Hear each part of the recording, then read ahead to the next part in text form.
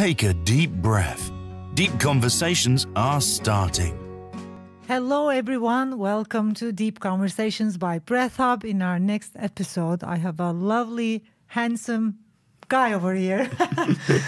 And as we always do, I'll let him introduce himself first. So tell us about yourself, your whole life story, and you have 3 minutes. Go. No, I'm joking. Thank you for having me. Yes, I'm Stephen Ebbers. I'm a breathwork facilitator, I'm a coach, and I'm an experienced designer. And I've got a background in psychology, and I used to be a professional athlete as well. So I used to play hockey at quite a high level before I became a breathwork facilitator. And I'm originally from Amsterdam. I've been living in busy London for the last 7 years, and as if Amsterdam isn't busy enough. It's busy, but it's small. There's less opportunities there. I think like London is the place where it's happening. So that's me. Yeah, nice. And I would also like to hear your story about breath work, because I know you have some amazing stories, especially around the connection. You know, I think connection is a big word for you, because you are, I think, very aware of the magic of connection. Yes, absolutely. Yeah, and I think connection has always been a big part of my life, or at least the last 8 years. I think when the place where I'm from, Amsterdam, specifically Amstelveen, which is actually right underneath it, it's one of those places that is incredibly taken care of. Like everything is taken care of. It's perfect. And I had a good upbringing, and I was living in this world that was taken care of. Like I was playing hockey, and that went well. School went well. Everything went well. But there's something about growing up in a place that's so good and actually very privileged. Taken care of. Yeah, taken care of. That you're never actually challenged. So when were the moments where I had to develop a version of myself, or when I had to develop a personality? I never had to, because everything was taken care of. And I think when you go through a life like that, or at least what I did, I noticed that nothing was really getting to me. The positives weren't very high, because what did I really do? And the negatives weren't really there. So there wasn't a lot to actually go through. And I think I basically developed an identity around me as a hockey player. But I never picked to play hockey. Right? I was just a kid who liked to run after a ball, and I happened to be okay at it, and I just went through the whole process of becoming a professional hockey player. And there was this one moment I was standing on the pitch. I was 24 back then, and like this is a stadium, right, full of people, 3,000 or whatever, or maybe a bit less actually. And I remember that moment where I felt so incredibly disconnected from myself, even though I was technically at the height of who I was, there on that pitch with that ball. And it was that moment that I actually felt completely disconnected from myself. It was almost like an out-of-body experience, like I was looking at myself. And I really realized I am so not me right now, even though the entire world thinks I am. Oh, wow, I feel so connected with that story. I had the exact thing in a different story. One day I woke up. I was in my 20s, and I was married, and I had my first child. And I had the dream life where, you know, I married with this very popular, handsome, rich guy, and I was well educated, and I think I was living actually the dream story of my parents, which I was conditioned to.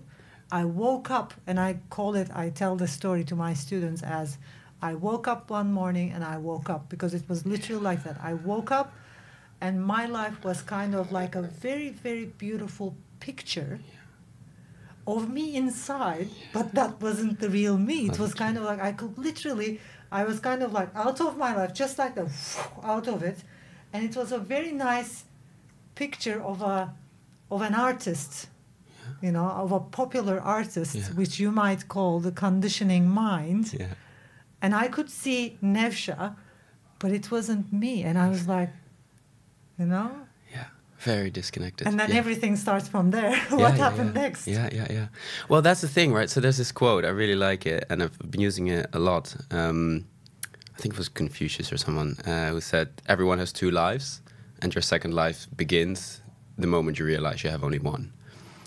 And it's a bit like that, right? Because I froze on that pitch, and I was like out of body, and it was really after that I realized, like, I'm so not in the right place. I'm so not connected to myself.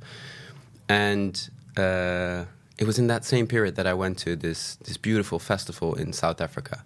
And it was in this lush green environment, and I was dancing, and there was movement and embodiment, and I was with friends in nature, and I was like, I'm feeling so much happier right now in this moment in time. So much myself. Yes, yeah. Exactly. This is so much closer to me and connected to who I am than anything I've ever done before. And from that moment onward, I was like, well, if this could be the standard, why don't I make that my aim, to live in connection with that feeling, where things just make sense to you. And it doesn't really matter if it makes sense to anyone else, because you're not living their life. If that makes sense. Yeah, I can cry. Yeah. Because that's kind of like part of my story as well. So that was the day I made the decision. It's very interesting that when you experience that, it's very hard to tell. Yeah. But how I put it is, I woke up and I woke up. Yeah. I was like, this is not me. And I didn't even have the need. It's like, if there is anybody out there who's experiencing the same thing or who had this similar experience, it's kind of like you're at a place where you don't need any explanation to anyone. And I was like, I'm leaving this life, I'm leaving, this guy, I'm leaving this house, I'm leaving this city, I'm leaving this life. And everybody was, what's going on? And I didn't even feel the need to explain it in depth. But then over the years, and this happened like almost 20 years ago, who I became, who is the real me. I didn't become that, but I am that, who I am right now with the whole experience of re-becoming myself. I think now people can relate to why I did that. It's like I didn't have the need to explain, but now my life story for the past 20 years, which is much more fulfilling and inspiring life story with the fact that I had the ability to, help people, is, I think, now makes sense to people who didn't get it the first time. Because unless we do find that self, who we are, who we really are, we do not tap into our real mission in life, and we don't start helping. That's the only way you can start really making a difference in the world, right? I think, that self is the one, not the hockey player, but now who you are is the one who is making the real difference. How do you feel about that? I completely agree. It's that, I think it's in Gestalt therapy, right? Where they're saying, like, it's not about becoming someone you want to be, but becoming more of who you already are. And it's really that process. And I think the interesting thing is, and I think that's what you're talking about as well, is like, as soon as you start to operate from that authentic self, people start to respond to you differently, because they see that your train is going, whether they try to stop it or not. Yeah. And there's something about that. And I think that's also, a very nice way to put it. Right? Your train is going. Yeah. Whether, and they can get on board. Yes. They can get on board, or, Yeah. But it's fine because it's moving. And that's also where breathwork came in. So that's, I guess, the second part of the journey was like, okay, how can I consistently connect more to that part of myself? Which wasn't easy, right? Because it was a severely underdeveloped part of me. And the highs became higher, but the lows became lower. And I had to learn how to navigate the concept of feelings, right? And again, like, that's where breathwork came in, because I think also you start to see the narratives that you developed around your being. And these can be very intricate, sophisticated narratives. And that's why I partially love the breath as well, because the breath just skips that. It goes feeling first, connection first, and then maybe you try to make sense of it with the narrative, rather than the narrative first and how that makes you feel. And I think that's a very interesting process, and that's why I really like breathing and the coaching process and helping people to figure that out. Like, how can I connect more to what is in its essence already there? Yeah, I think what you said about the high and the low, like, I think what happens is when we start connecting deeply with ourselves, with the authentic self, the reason why the low is lower and the high is higher is that that self is bigger than the self, you know? You are conditioned. Like when I look back 20 years ago, I wasn't a threat to the world or many people, but me being, you know, authentic, or me being myself, because it has the unlimited potential and it's such a huge power, you also become the threat. It's kind of like people start feeling a bit shaky and threatened by your being, because if they did not tap into that like authority and authenticity, that's the reason why it starts with oath. You know, it's like, for me, it's like oath, like authentic and authority.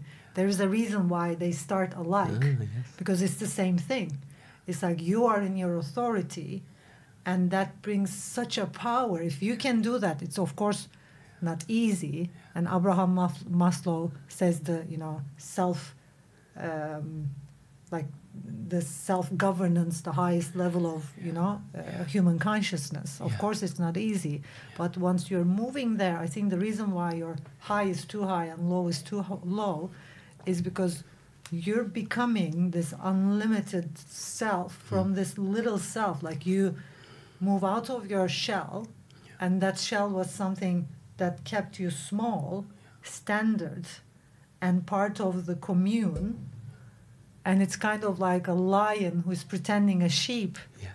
And then you get out of your shell, and you're not a sheep anymore, and you're a wolf or a lion, and the rest of the sheep, you know, they're like, whoa, you know, what's this? Yeah. But even in, I don't know if you recognize, even in yourself, you're a bit like sometimes like, what's this?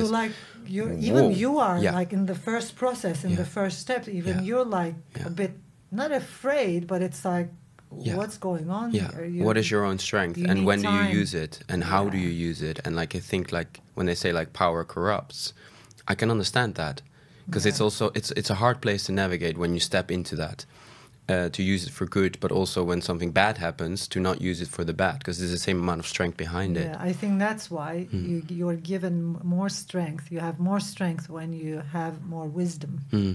You know, it's kind of like the wiser we get about self-governance, then we have more strength. It's an amazing journey. Hard to put into sentences, but very, because it lives inside. No, it lives in the world of feeling and experience. It's interesting what you said about Maslow. Actually, I read a while ago that he actually before he died, in the 10 years before he died, and way after he created his original period, he added an extra layer. I don't know if you ever heard of this. No. He added the layer of self-transcendence. Okay, no, which I haven't heard of absolutely fascinating, and it's almost a shame that this is not in the common knowledge, because the original one stops at you, right? Yeah. It stops at the self, whereas actually he was like, no, because he got in contact with and he visited a lot of like tribes, and a good friend of him was like visiting a lot of tribes, and they were all about self-transcendence, and he sort of eventually integrated that into his own pyramid, that he was like, no, it doesn't stop at the self. The true person, when everything's taken care of, goes beyond. Right? Goes into, give it a name, the universe, space, or helping people, or feeling, whatever it is, but it goes beyond you as an individual. And I find that fascinating, that he added that layer to it. And well, you talk about wisdom, right? I think that's even more wise. To go beyond that, it's like first finding the authentic self, and then you stay there long. If you stay there long enough, and that's a process for anybody listening, it's like, and awakening also, like finding yourself, or self-governance, that real self. It's not a process like, okay, I'm now me now. Done. I'm me now, done. No, it's like it develops over time, and you have to get used to it, and it's kind of like leaving the AM frequency and tapping into an FM frequency. It's kind of like in our being, in our true selves, the frequency, the energy, everything is so different than the conditioned me. It's like you need to learn new rules, new ways of coping with the world. And then I think over some time, once you are there and you're like, You know, okay, now I can stay more authentic, more me, and like you move beyond the conditioning day after day, and you're more yourself, and you take, you know, steps. You know, this is what I love, and then eventually, I think, I think the next level starts there. Wow, amazing. Well, then I think, because also it's interesting when you're talking about it, even you're using your hands to show that it's in movement, right? There's a flow to it, and I think it needs to be constantly updated, and that's why it's not a place, I think, where you can just be and stay. Like it's not static. Like change is the standard, and that goes for you as much as the world around you, I think. And to constantly update yourself on where am I at, and how do I navigate this? And when a new curveball comes in, that your essence starts to move, and you need to again figure out how you adapt to that. And this is why I think like you can't always be focused on helping others, and you also need to check in constantly with yourself, because I think if you're too much focused on just helping others, you can also lose touch with yourself and hide in the no, I'm helping someone else, to not have to deal with your own reality. So I think it's a balance. Yeah, I agree. And we will be soon, hopefully, launching our Breath Up cards created by you. Yes. So how did the idea, where did the idea come from, and how did you evolve in that? Because these are like really beautiful 31-day exercise. 31-day, I say, because I think it's a 31-day exercise to help people relax, supercharge, improve their breathing. Yes. And they are also with different colors. Yes. And the thing I like about these are, we have the gray, education, we have the blue, activate, we have the green, relax, and also awareness for yellow. I want to hear about this whole deck. Yeah, absolutely. Why it's 31 days? Yes. Why 4 colors? Yes. And why the education, activation, and relaxation, and awareness. I mean, I get why. You know, like with breath, you need the awareness, the education, the activation, the relaxation. Yes. It's like the whole story. Yes. But maybe you can explain more to our listeners. Yeah, so this whole breathing card deck, if you think about it, like, don't eat for 3 weeks and you die, don't drink for 3 days and you die, don't breathe for 3 minutes and you die. And yet we're never told how to breathe.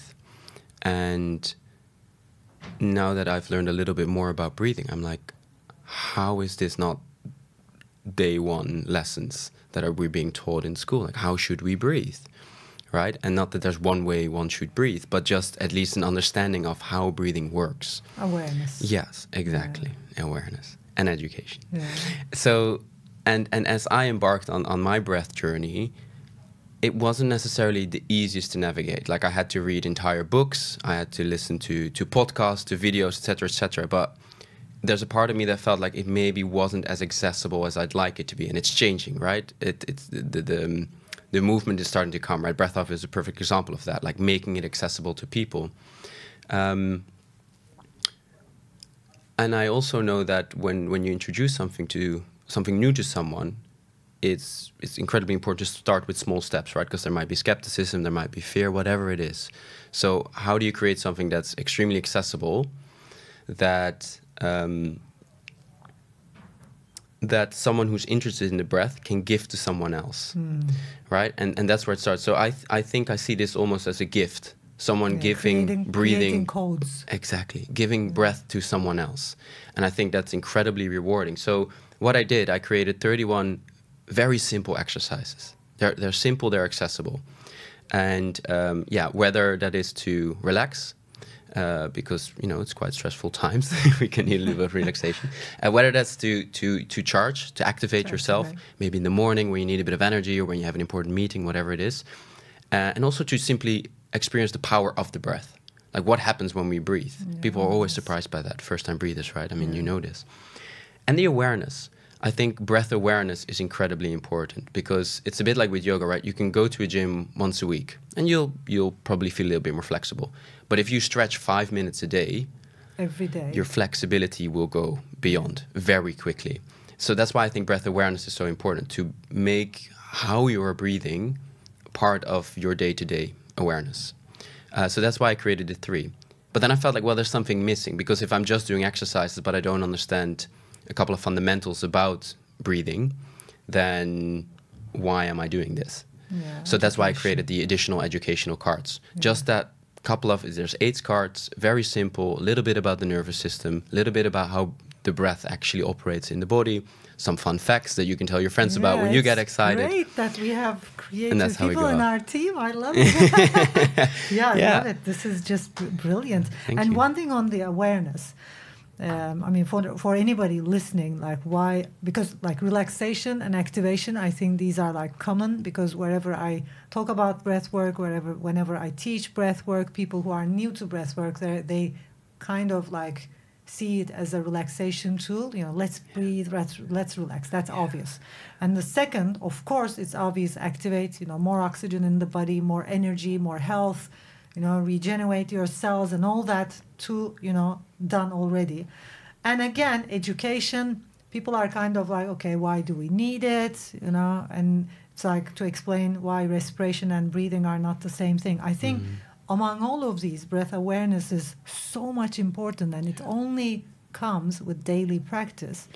And the reason is, when we build breath awareness, when we are aware of our breath, you can realize, literally sense your breath change even before anxiety, panic, sleeping problems happen. Yes. And I think that's the real gift. I think that's the gift which can only occur with daily breath work, like daily, like you said, 5 minutes, 10 minutes, 15 minutes.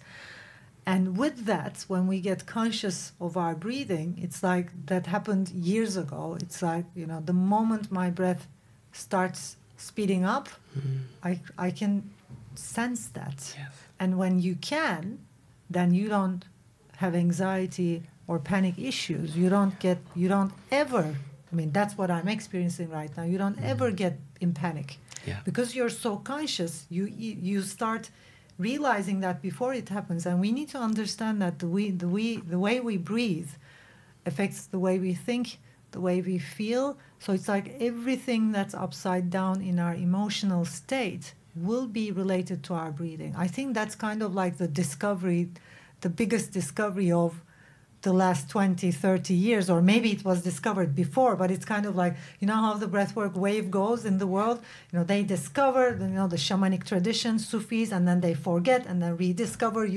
When you look at it, when you look at the whole history behind breathwork, how it's been used for centuries, people discover it, everybody starts using it, they use it for healing modalities, and this and that, and then they forget it.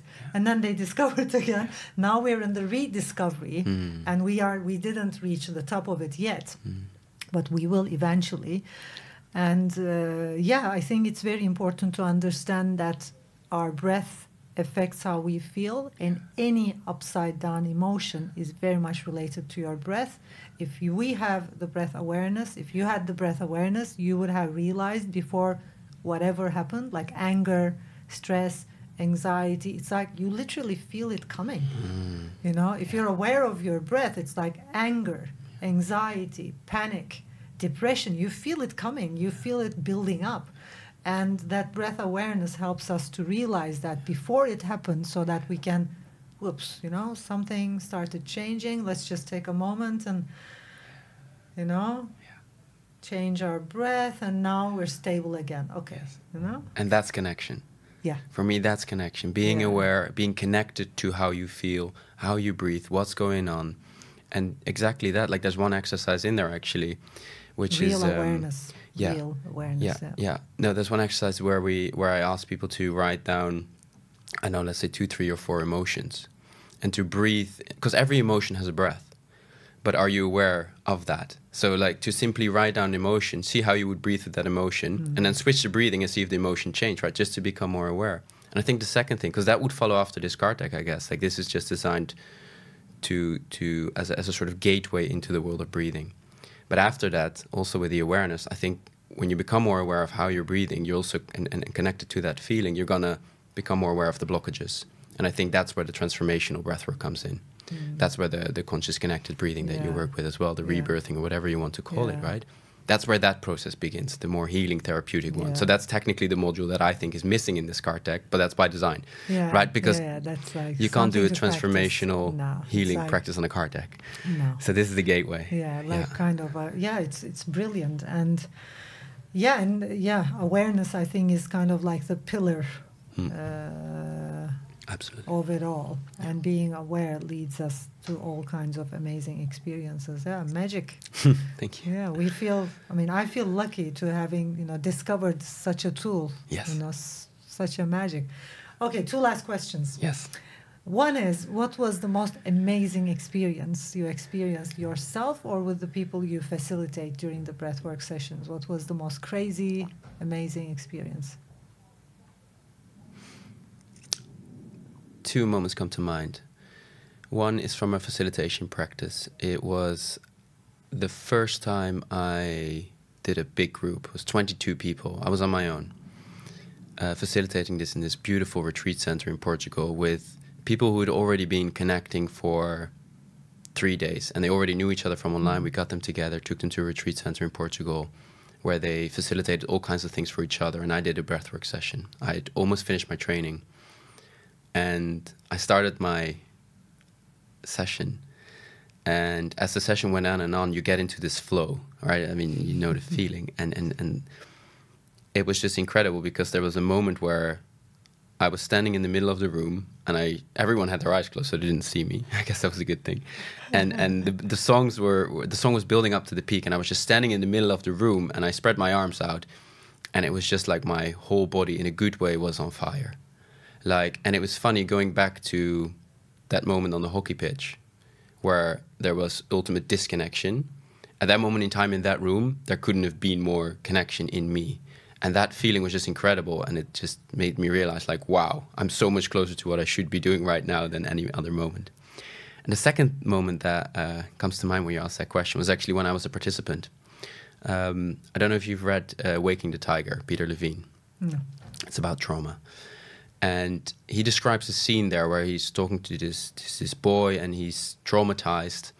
And he talks about how we sometimes need to go through the fight or flight response, even after the fact, to process whatever happened. To learn. Yes, exactly. And he's talking about this boy, and he's lying on the ground, and he's running with his feet. And when I read it, I was like, yeah, sure, but did this actually happen this way? Well, it did. I can promise you that, because 2 months later, it happened to me. I was in a breathwork session at the end of a very intense, beautiful breath camp, 3 breathing sessions a day for a week. And this was right at the end of it. And I was lying down, and I suddenly went back to a memory of when I was robbed, actually in London. And as I was lying there, my legs started going. Whilst I was lying on the floor, my legs started running. And I was like, what is this?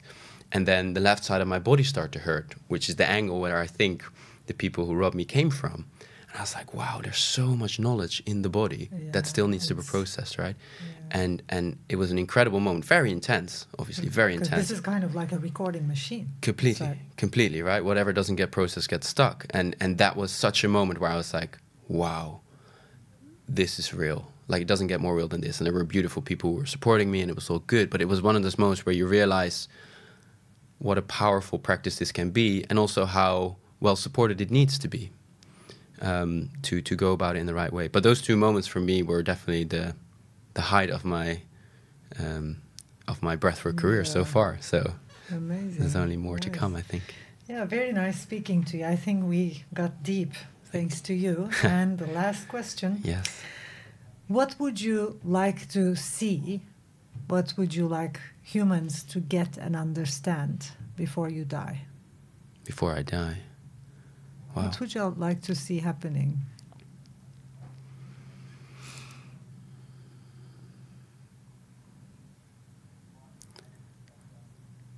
The first thing that comes to mind is I once watched a talk. I think it was the former president of a country. And he said, he was talking about democracy, but I guess his sentence was so beautiful. He said, it's not about the right to be equal, but the equal right to be different. And I think a lot of times in our societies, we say oh, you have the right to be equal. If you just do what everyone else is doing, then yeah, you're one of us and it's going to be great.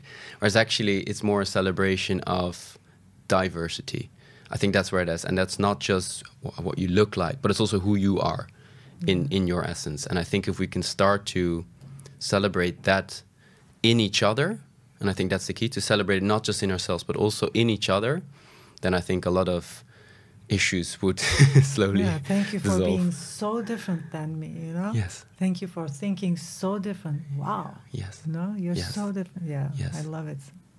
I think that would Couldn't be agree amazing. more. Yeah, amazing. I love it. I love all these intentions and missions. And yeah, thank you so much.